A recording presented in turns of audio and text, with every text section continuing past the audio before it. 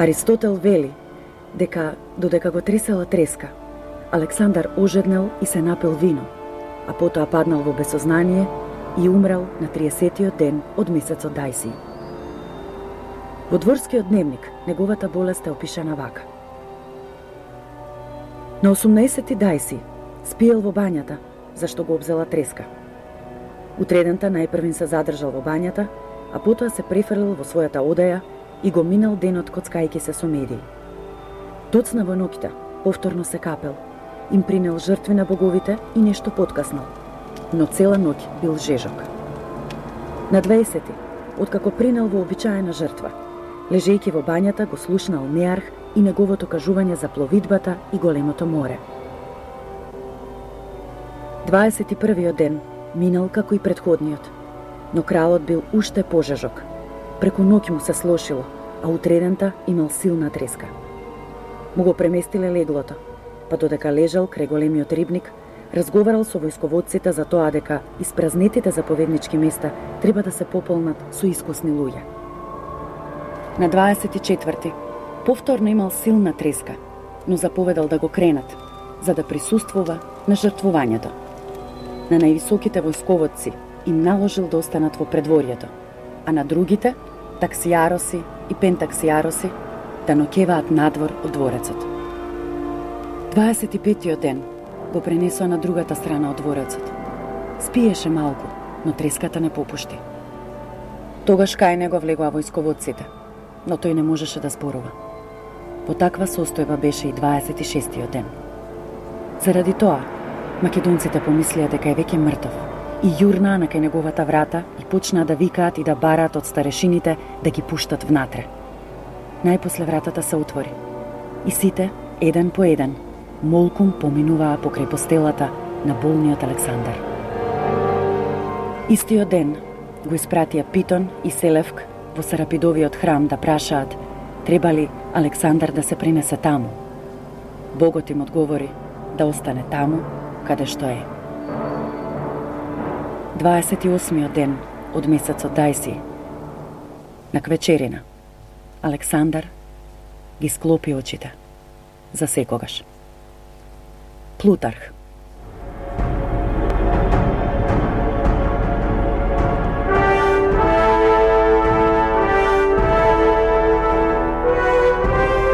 Периодот од смртта на Александар 323 стара ера до битката кај Куропедион во 281 стара ера се нарекува време на дијадосите, односно наследниците на Александар. Тоа е време во кое најистакнатите заповедници на Александар започнале меѓусебна борба за отцепување и освојување делови од државата со цел создавање на своји сопствени кралства. Би се рекло дека во тој период, во обичаена состојба била војната, повремено прекинувана со мир. Бојна врева се слушала низ секаде низ кралството, но судбоностите настани главно се случувале во Азија. Кралот е мртов. Да живее кралот. Со ваков проглас, карактеристичен за средновековните кралства, се истакнувал континуитетот на кралската власт која од починатиот крал минувала врз неговиот наследник. За жал, во драматичните јунски денови во 323-та стара ера, македонците можеле да извикаат само кралот е мртов. Смртта на Александар била огромен удар за младата империја, изградена од македонската царица, но обмислена и водена од големиот Александар. Огромната држава не била подготвена за неговата ненадејна смрт. Но тоа и не бил ниту единствениот, ниту најголемиот проблем.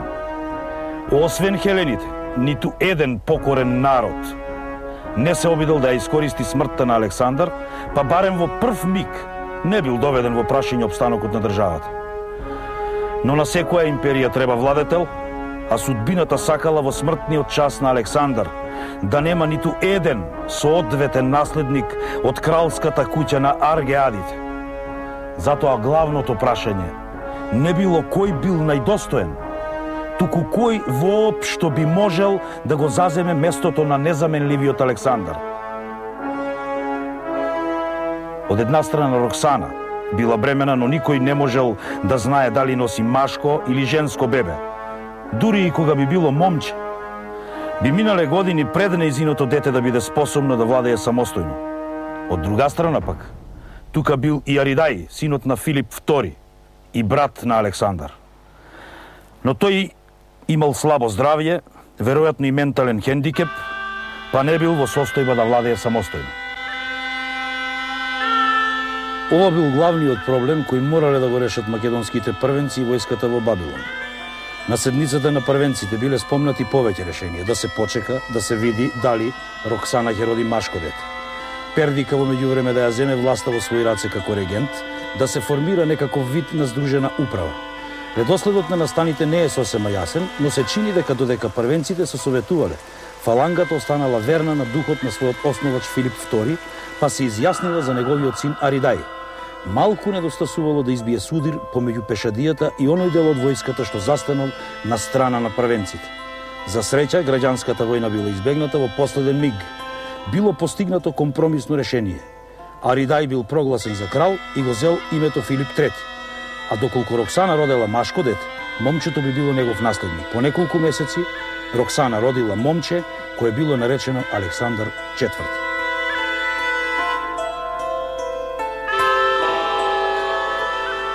Вториот проблем бил како да се подалат главните функции во државата. Особено зашто и на Филип III му требал заштитник. Во овој случај, војската и првенците во Бабилон морале да имаат на ум уште две нешта. Голем дел од македонската војска се наоѓал со Антипатар во Македонија, а 10.000 ветерани под заповедништво на Кратер биле на пат кон родната земја. И Антипатар, и Кратер, да не заборавиме, биле меѓу најугледните и најистакнатите македонски војсководци. Сето ова пак морало да се земе во предвид кога се решавало за распределбата на функциите меѓу македонските првенци. Положбата на Антипатар била сосем јасна, тој и натаму останал главен стратег, должност што ја извршувал уште од мигот кога Александар заминал во Азија. А како кралски наместник Антипатар ја имал и воената и цивилната власт во европските територии од кралството. Односот помеѓу Пердика и Кратер не е сосем јасен и се уште ги збунува современите научници. Нема сомнеш дека Кратер добил висока функција, тој веројатно бил и прогласен за заштитник на кралевите. Но не се знае што точно опфаќала оваа должност и на кој дел од кралството се протегала. Во секој случај се очекувало дека Кратер ќе замине во Македонија, каде што бил испратен од Александар. Пердика го искористил отсуството на Кратер и Антипатар и каква и да била неговата законска положба. Во овој миг тој бил главен човек во азискиот дел од кралството. Со него кралското семејство било и кралската војска. Најистакнатите соработници на Александар станале управители на разни сатрапии во кралството, што барем за известно време била избегната отворена граѓанска војна. Сепак, само времето можело да покаже дали решенијата од договорот во Бабилон ќе им одолеат на сплетките и амбициите на македонските првенци. Во тој момент, иако владееле меѓусебна сомниченост и недоверба, се уште никој не се осмелувал отворено да тргне против другите соперници. Додека првенците во Азија се занимавале со овие прашања, Антипатар морал да го вкрсти оружјето со нова коалиција на хелените, предводена од Атина и од Ајтолскиот сојуз. Уште последните одлуки на Александар додека бил жив предизвикале незадоволство кај хелените, а кога се разбрало за неговата смрт, непријателите на македонската власт решиле да го искористат моментот и да го нападнат Антипатар. На чело на сојузничката војска застанал атињанинот Леостен, кој бил искусен и способен заповедник. Изгледа дека во прво време Антипатар го потценил непријателот. Иако неговата војска била помалубројна, тој се обидел да ги пробие сојузничките сили кај теснецот Термопили и токму тогаш извонредната тесалска коњаница која многу пати се прославила во големите битки на Александар, минала на страната на сојузниците. Соочен со ова, Антипатар морал да се повлече во тесалскиот град Ламија и токму тука да чека засилување од Азија. Зашто се додека ја контролирал Ламија, сојузничката војска не можела да се пробие во Тесалија и морала да троши време и сили за да го опсади градот. Токму времето било луксус кој сојузниците не можеле да си го дозволат. На сите им било јасно дека ако Антипатар издржи и ги дочека македонските засилувања од Азија, судбината на сојузниците ќе биде запечатена. Македонците биле мајстори во опсадните техники, па хелените залудно се обидувале да го освојат опкружениот град. Дополнителен удар била смртта на Леостен, кој паднал во еден од судирите околу градот. На почетокот од 322-та стара ера, прв на помош на Антипатар му дошол македонскиот заповедник Леонат, сатрапот од Хелеспонската Фригија. Леонат загинал во бојот против здружените хелени, но самата појава на неговата војска ги принудила хелените да ја кренат опсадата на Ламија. Антипатар ги собрал остатоците од поразената војска на Леонат, па се повлекол во Македонија. Во меѓувреме, на сцената се појавила и македонската флота, која под заповедништво на вештиот Клейтос два пати ги поразила атињаните, најпрвин кај Абидос, а потоа и кај Аморгос. Набаргу пристигнал и Кратер со неговите прекалени ветерани, па исходот на војната станал сосем известен. Есента 322-та стара ера, Антипатар и Кратер ги поразиле хелените во бојот кај Кранон. Се предале сите хелени, освен ајтолците. И токму кога Антипатар и Кратер се подготвувале да ги покорат и нив, кај нив пристигнал Антигон Едноокиот со вознемирувачки вести за однесувањето на Пердика. Во таа ситуација, македонските војсководци решиле да ги остават ајтолците неказнети и да се подготват за преминување во Мала Азија. Во тој миг се чинело многу поважно да се излезе накрај со Пердика, но одлуката да не се заврши докрај приказната со ајтолците, подоцна ќе има сериозни последици за Македонија. Пердика излегол како неспорен победник во договорот во Бабилон, но неговата положба била многу несигурна. Неговиот авторитет зависел од верноста на македонските сатрапи и од тоа колку ќе биде способен да им ја наметне својата волја на оние што ќе му одбијат послушност. Затоа, веднаш по Бабилон, Пердика побрзал да ја побара раката на Никаја, една од керките на Антипатар. Целиот план се оддолжил поради Ламиската војна и дејствијата на Пердика во Кападокија во 321-та стара ера. Пердика конечно најпосле се нашол во градот Сарди, каде пристигнала и Никаја. Во меѓувреме пак, Кратер се оженил со Фила, другата керка на Антипатар. Иако се остварил бракот помеѓу Пердика и Никаја, Антипатар, Кратер и Пердика во тој миг тројцата најмоќни луѓе би биле врзани во сродство, што пак би обезбедило мир и стабилност во државата. Но токму тогаш се нанижале настани кои го предизвикале првиот судир меѓу заповедниците на Александар. Дел од нив се изродиле токму од оваа несигурна позиција на Пердика.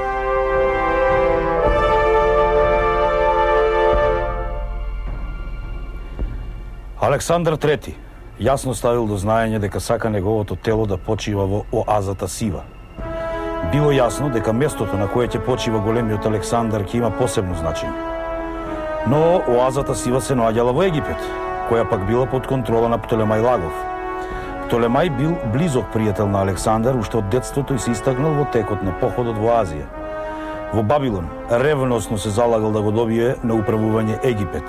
Меѓутоа, политиката на Птолемај станувала се понезависна од централната власт и од Пердика. Затоа, Пердика решил наместо во Сива, Александар да биде погребан во гробница на македонските кралеви во Аига.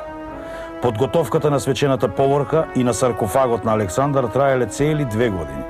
И кога најпосле започнало последното патување на Александар, Птолемај во договор со заповедникот на поворката успеал да го грабне телото кое привремено било погребано во Мемфис. Со овој чин Птолемај отворено им покажал верност на Пердика и на централната власт. Ако сакал да ја задржи контролата над азискиот дел од империјата, Пердика морал веднаш да го казни Птолемај за неговото пркосно однесување.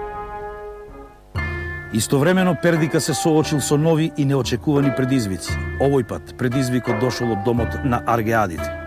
Имено недостигот од способни мажи во владетелската куќа бил надокнаден со присуството на повеќе амбициозни и мощне способни жени. Кинана, керката на Филип II, решила да ја ожени керка си Адаја за Филип III Аридај. Ова значило дека непосредното влијание на Пердика над кралот ќе се намали, па тој решил да ја убие Кинана. Но бракот најпосле се остварил, а Адаја го земала името Евридика.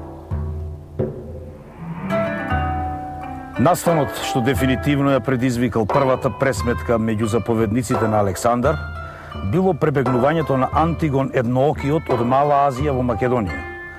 Антигон одбил да му помогне на Пердика во кампањата во Кападокија, па исплашен од одмазда пребегал кај Антипатар и Кратер.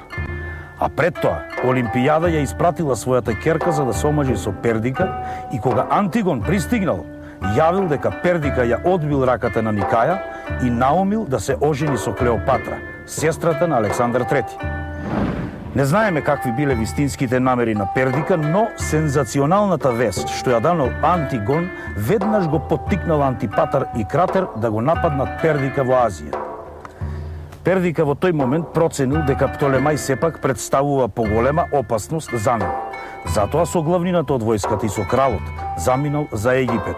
Одбраната на Мала Азија му била доверена на Евмен од Кардија, поранешниот секретар на Александар. Во судирот со Кратер, Евмен успеал да извојува победа, а Кратер паднал на бојното поле. Остатоците од поразената војска му се придружиле на Антипатар, кој продолжил кон Сирија.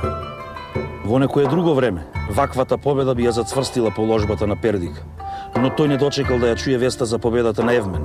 Неговиот напад на Египет многу брзо се изродил во воена катастрофа.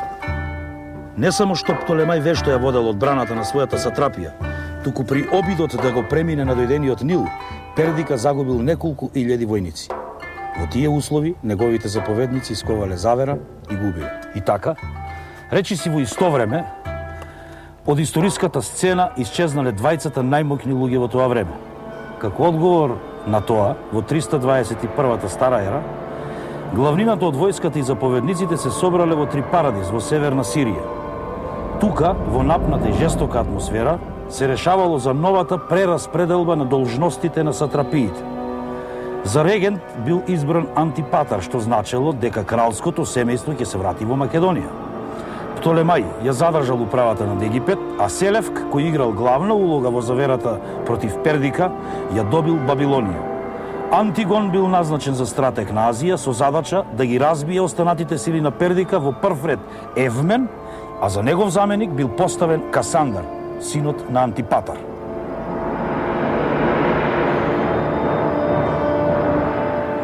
Откако бил постигнат договорот во Трипарадис, Антипатар се повлекол во Македонија. Заедно со себе ги повел и Филип III и малиот Александар IV.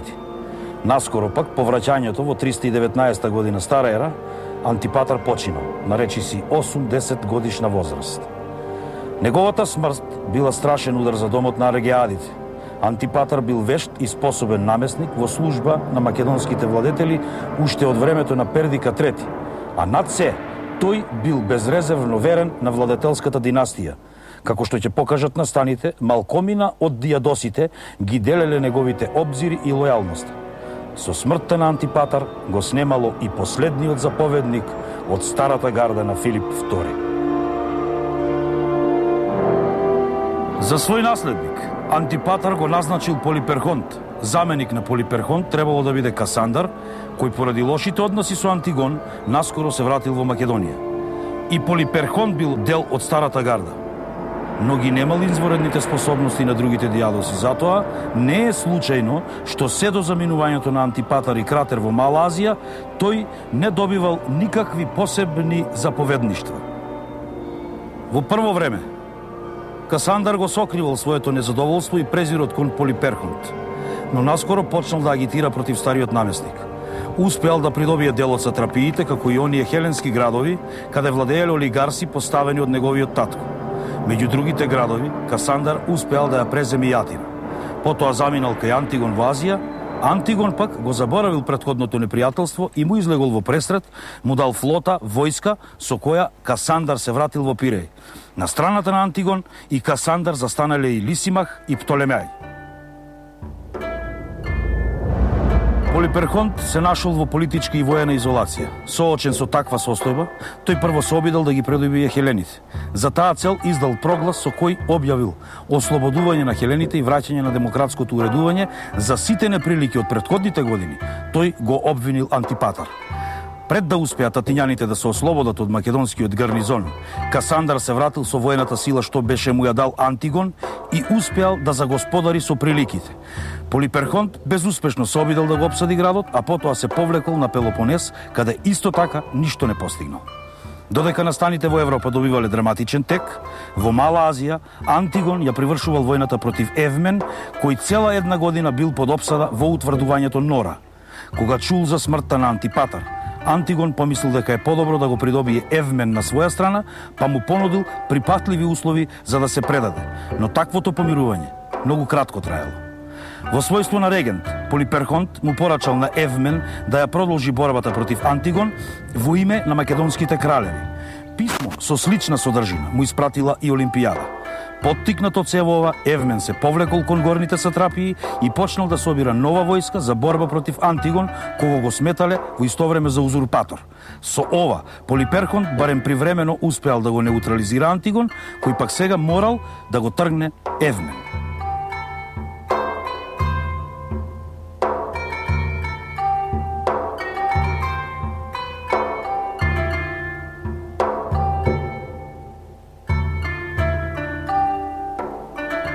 Како заштитник на кралскиот дом, Полиперхонт ја повикал Олимпијада да се врати од Епир во Македонија и да се грижи за малиот Александар IV. Со тоа кралскиот дом бил втурнат во виорот на борбите на дијадосите. Токму тоа, на крајот ќе ја предизвика и пропаста на кралското семејство. Што и да мислел да постигне со повикувањето на Олимпијада, Полиперхонт најпосле сватил дека тоа направило повеќе штета од што корист. Амбициозната и сурова Олимпијада наскоро ги предизвикала првите убиства во домот на Аргеадите. Евридика Адаја, која се плашела од враќањето на Олимпијада, издала проглас со кој наместо Полиперхонт за регент се назначува Касандар. Но војската што ја испратила против Олимпијада ја сменила страната и застанала до мајката на Александар Велики. Олимпијада ги затворила Филип III и Евридика Адаја. Веднаш потоа, во 317 година од Старата ера, заповедала кралот да биде убиен, а Евридика морала да се самоубие. Но низината одмазда не застанала тука. Биле убиени и пријателите и роднините на Касандар, вклучувајќи го и неговиот брат. Според изворите, приближно 100 истакнати македонци паднале како жртва на суровоста на Олимпијада. Ваквото однесување на Олимпијада му ја олеснила работата на Касандар. Истата година тој тргнал од Пелопонес и влегол во Македонија, а Олимпијада се утврдила во градот Пидна. Опсадата траела до пролетта идната година. Полиперхонт не успеал да помогне на Олимпијада, па на крајот препуштена сама на себе, таа морала да се предаде. На поттик на Касандар, роднините, односно жртвите на теророт на Олимпијада ја обвиниле, а веднаш потоа и ја убиле старата кралица. Полиперхонт, кој се покажал како мощен и способен намесник, морал да се повлече на Пелопонес. Сега Касандар цврсто ја контролирал состојбата и успеал да завладее со цела Македонија. Роксана и малиот Александар IV веднаш биле испратени во Амфипол, каде се нашле во заточеништво подалеку од очите на јавноста. Филип III, Евридика и нејзината мајка биле свечено погребани во кралската гробница во Ајга.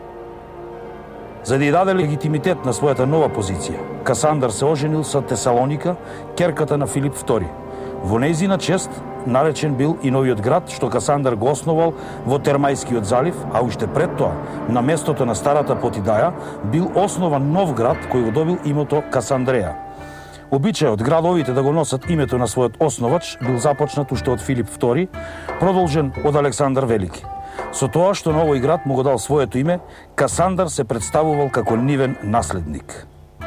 Додека Касандар се борел за власт во Македонија и Хелада, во Азија се водела жестока борба помеѓу Антигон и Евмен. Евмен успеал да собере значителна војска, подпомогната со сребрените штитови, кои биле ветерани уште од кампањите на Александар Велики. Оваа епска борба се водела на иранската висорамнина. Се биеле две нерешени битки кај Парајтакена во 317 година и кај Габиена на почетокот на 316 Стара ера. Во текот на битката кај Габиена, војниците на Евмен останале без багажот и семејствата кои биле заробени од Антигон.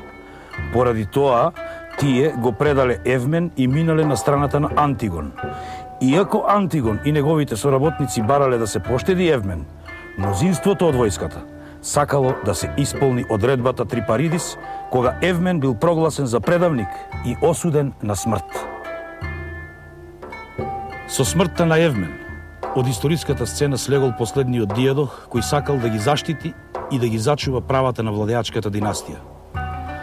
Со победата над Евмен, Антигон воспоставил контрола над целиот азиски дел од државата на Александар. Тогаш почнал да се пресметува со сатрапите што застанале на страната на неговиот противник. Меѓу сменетите сатрапи бил и Певкеста, кој своевремено му го спасил животот на Александар. Во таква атмосфера Антигон се вратил во Вавилонија, со која управувал Селевк. Селевк е еден од оние дијадоси кои се издигнале доцна во походот на Александар. Дури во 326-та стара ера, во текот на битката кај Хидасп, за прв пат се спомнува како заповедник на одред Хипасписти, а подоцна заповедал и со целата фаланга. Тој ја добил на управување Бабилонија со договорот на Трипаридис, додека траела борбата против Евмен. Селевк му останал верен на Антигон, но меѓу нив најпосле дошло до судир, па Селевк побегнал кај Птолемај. Тука продолжил да агитира против Антигон. Другите сатрапи, и онака вознемирени од наглото издигнување на Антигон, го поддржале Селевк. Така била создадена третата коалиција, во која Касандар, Лисимах, Птолемај и Селевк застанале против Антигон. Сојузниците поставиле такви барања, што Антигон не можел да ги прифати. И со тоа повторно започнале борбените дејствија. Во 315-та стара ера, додека го обсадувал фојникискиот град Тир, Антигон пред целата војска истапил со проглас во кој го обвинил Касандар за низа престапи.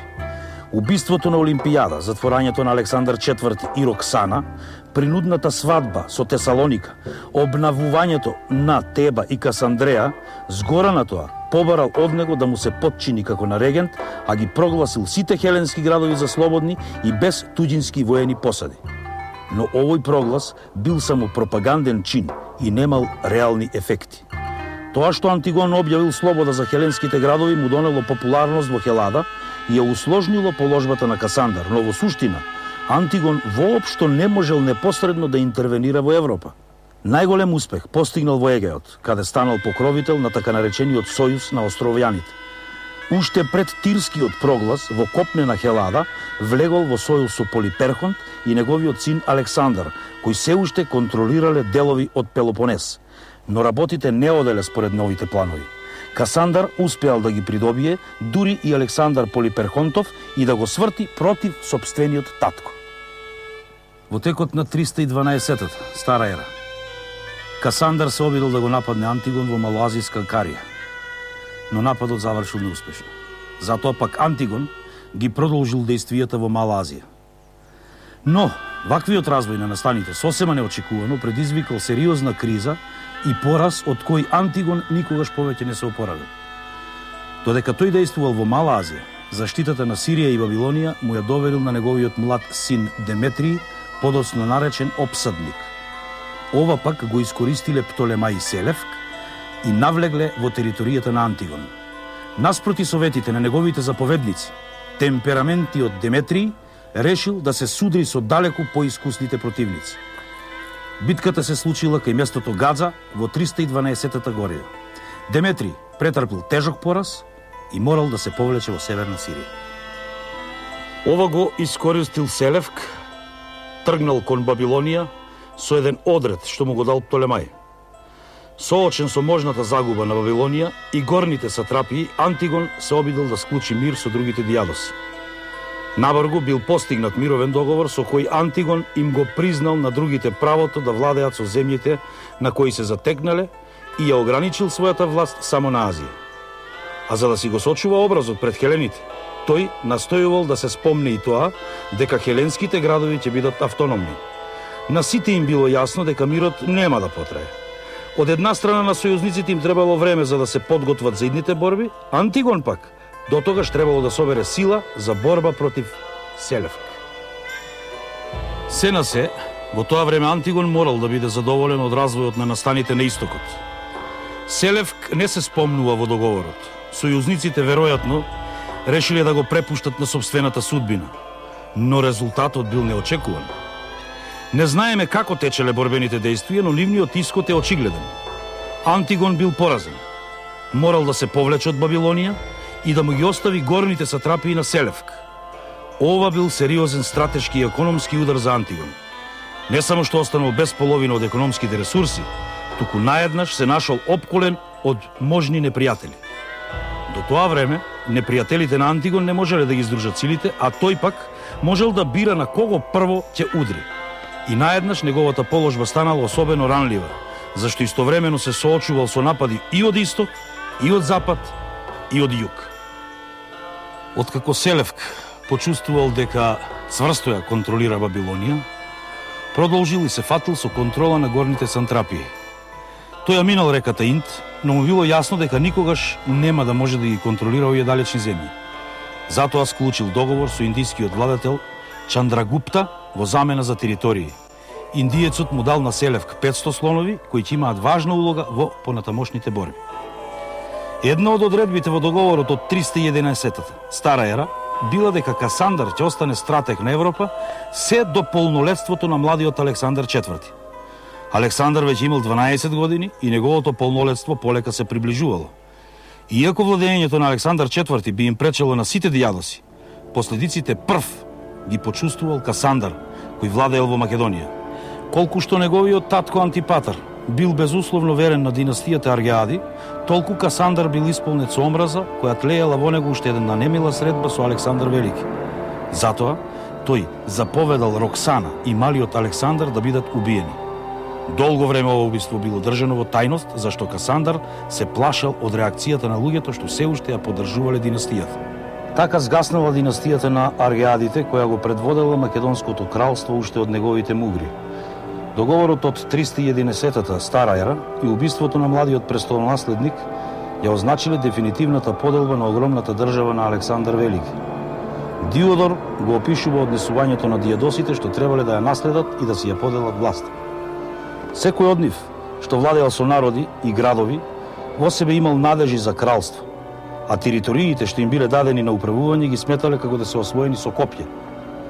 Единственото прашање што останувало отворено било: кој од дијадосите ќе успее да освои и задржи во траен посет?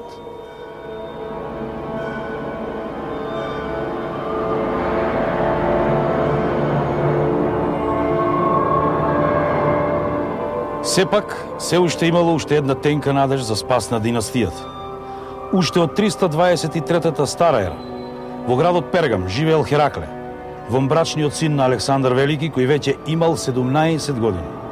Полиперхонт решил да истапи како негов заштитник и со тоа да го исврли Касандар од Македонија.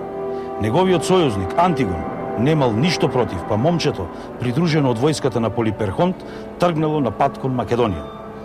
Касандар ги пресретнал во областа Тимфаја, но ниту тој, ниту Полиперхонт не сакале да ризикуваат крвав судир, туку постигнале меѓусебен договор, а младиот Херакле бил убиен. Касандар конечно успеал да ја сотре лозата на Александар Велики. Откако Антигон не успеал да го совлада Селевк, на сите им било јасно дека овој неуморен државник, надарен со бескрајна енергија, ќе се обиде да ја надокнади загубата со победа над некој од другите непријатели. Не се знаело само кој ќе се најде прв на удар. Изгледа дека Антигон решил најпрвен да раскрсти со Касандар, а за таа цел прво требало да се воспостават цврсти бази во Хелада. Тамошната состојба им погодувала на неговите планови и не само што се зголемила популарноста на Антигон и Деметрий, туку се јавиле и првите реакции против посадите и соработниците на Касандар.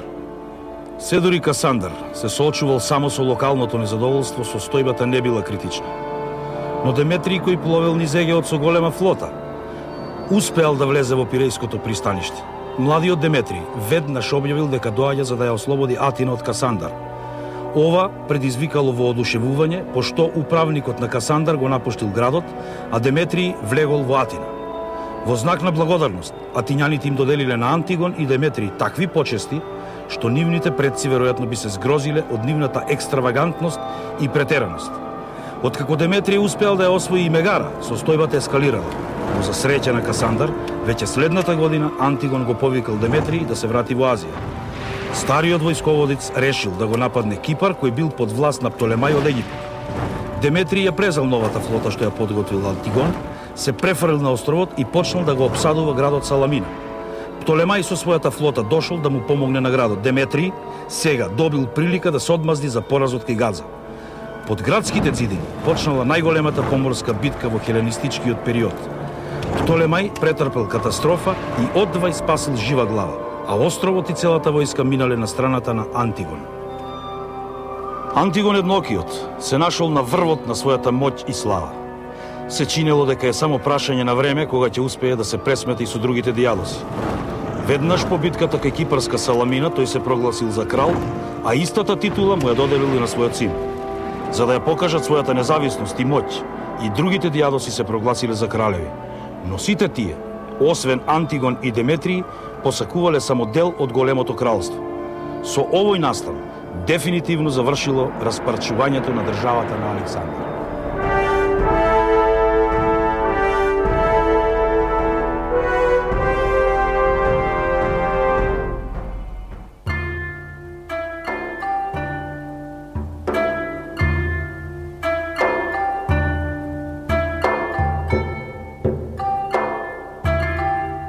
Антигон сакал да ја искористи слабоста на Птолемај по тешкиот пораз, па решил да го нападне во Египет.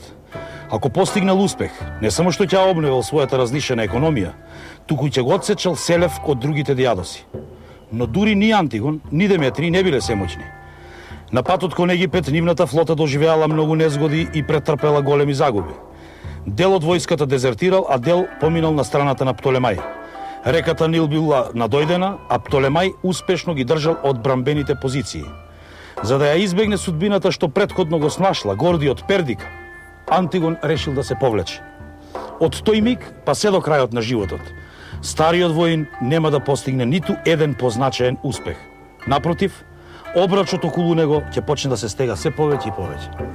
Веднаш по египетското фијаско Деметрий го нападнал островот Родос со цел да ја отсече трговската врска на богатиот остров со Египет. Условите за мир што ги понудил Деметрий биле толку тешки што островјаните решиле да се бранат. Иако го обсадувал градот 2 години без прекин, Деметрий на крајот доживеал неуспех. Подпомогнат од другите дијадоси, градот успеал да ги одбие сите напади. Деметрий набрзо се префрлил во Хелада, каде Атина и Ајтолскиот сојуз ја обновиле војната против Касандар. Откако се појавил Деметрий, Касандар се повлекол до Термопилиите. Деметрий ја искористил приликата и повикал да се соберат во Коринт делегатите од ослободените хеленски градови. Целта била да се основа воен сојуз за заедничка борба против Касандар, а начело на сојузот разбирливо застанале Антигон и Деметрий.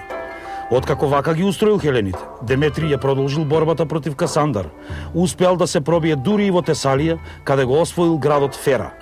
Положбата на Касандар станала толку критична што тој испратил пратеници за да преговара за мир.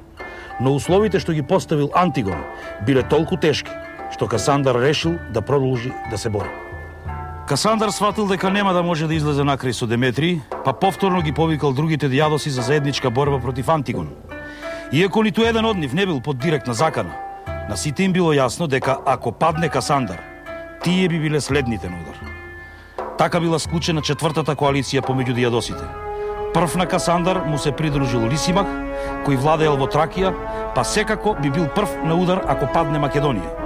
Потоа се придружиле и Птолемај и Селевк.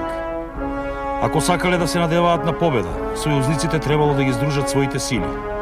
Со таа цел во 302-та стара ера, Лисимах се префрлил во Мала Азија и почнал да ги нагризува териториите на Антигон. Кога разбрал за ова, Антигон ја извел војската од својата нова престолнина во Сирија и го потиснал Лисимах. Истовремено му порачал на Деметрий итно да се повлече од Хелада и да му помогле во Мала Азија. Деметрий бргу послушал, па сега и Касандар можел да му прати значителни засилувања на Лисимах. Лисимах вешто избегнувал судир со Антигон, се додека не дошле засилувањата од Касандар и додека не се појавил Селевк со неговата војска и со слоновите од Чандрагупта. До пролетта 301 стара ера, Селевк успеал да се обедини со Лисимах, а Антигон со Деметрий. Двете војски најпосле се сретнале кај местото Ипсос во Молазиска Фригија. Ако може да им се верува на изворите, во битката учествувале приближно 150.000 војници. Антигон имал 70.000 пешаци, 10.000 коњаници и 75 слонови.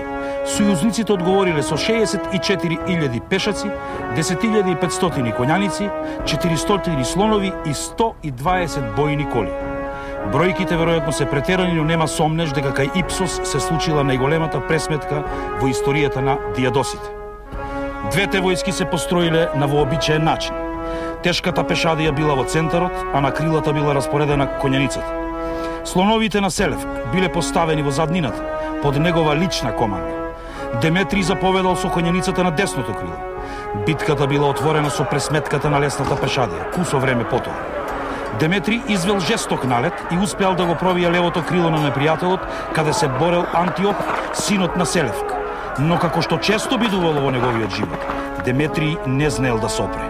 Понесен од победата на неговото крило, тој продолжил да ја гони разбиената конјаница на непријателот. Со тоа го оставил незаштитено десното крило од фалангата на Антигон, кој се наоѓал во центарот. Ова го искористил Селевк, ги поставил своите слонови помеѓу фалангата на Антигон и конјицата на Деметрий. Во меѓувреме, на спротивното крило, Лисимах полека ги потиснувал непријателите. И така центарот на Антигон се наоѓал под се поголем притисок. Деметрий се обидел да се врати во битката, но веќе било предоцна.